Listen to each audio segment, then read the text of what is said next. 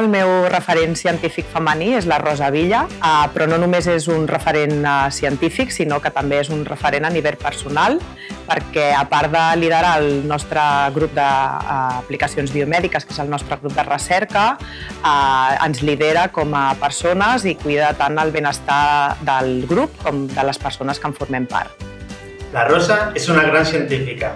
Va tenir la valentia de liderar un grup en un centre de microelectrònica quan ella venia d'un camp tan allunyat com és la medicina. Actualment és un referent en l'aplicació de la microelectrònica a la medicina.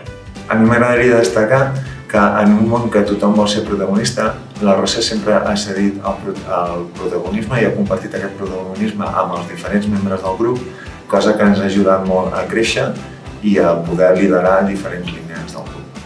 La Rosa sempre ens ha transmès la necessitat de primer identificar les necessitats mèdiques per després poder crear eines microelectròniques per resoldre'ls. I aquest fet és el que dona un valor afegit a la recerca en el camp biomèdic. La Rosa és un referent en l'àmbit de les aplicacions biomèdiques. És una líder estimada per tots nosaltres.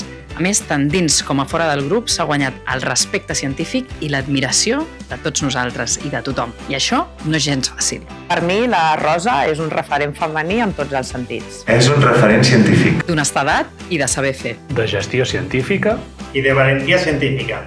Gràcies, Rosa!